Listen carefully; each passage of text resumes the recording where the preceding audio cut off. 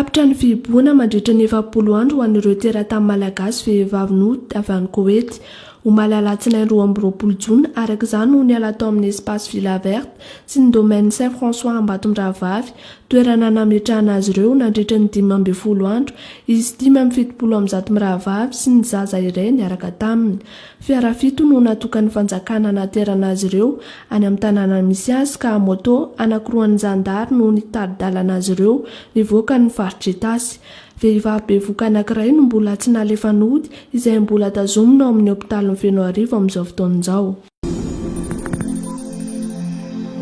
Efa nanomboka nanampy ireo foibe fanaovana fitiliana antsimon-karetina coronavirus eto Madagasikara ny laboratoire mpitiliana aretina eto Madagasikara na ny laboratoire d'analyse médicale de Madagascar etsy Androhibe. Raha ny voalazan'ny filohan'ny Repoblika Andry Rajoelina nandritra ny fitokanana ity foibe mpitiliana vaovao ity dia mahatratra hatramin'ny 700 isan'andro no fitiliana heverina ho vitain'ny LA2M isan'andro. Efa herinandro maromaro izay no nisy ny asa fanamboarana natao tamin'ity ivony toeram-pitiliana aretina ity ka androany talata no nandraisana tamin'ny fomba ofisialy ny fahavitany asa fanavaozana. Efa nisy ny fitokanana natao teo amin'ity toerana ity tamin'ny volana Novambra 2024 ary ivy toeram-pikarohana mikasika ny fahasalamam-bahoaka no anarana netiny tamin'izany fotoana izany.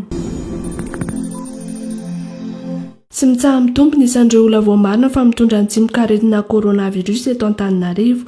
Tamin'ireo 420 voalaza fa tratran'ity antsimon-karetina ity androany talata dia avy eto Antananarivo sy ny manodidina avokoa ny 320 hoy ny profesora Antamarie Daniel Vololitsina nandritra ny fandalovany tao amin'ny haino amanjerim-panjakana.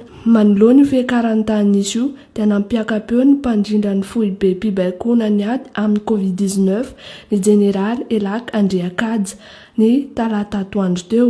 Ny antso ny hanafoanana ny famorian'olona ity tompon'andraikitra ity ka anisan'ny notsindriny tamin'izany ohatra ny tokony hanatsarana ny adina kolahy izay matetika hatrehan'ny olon-dehibe tsongon'olombolo.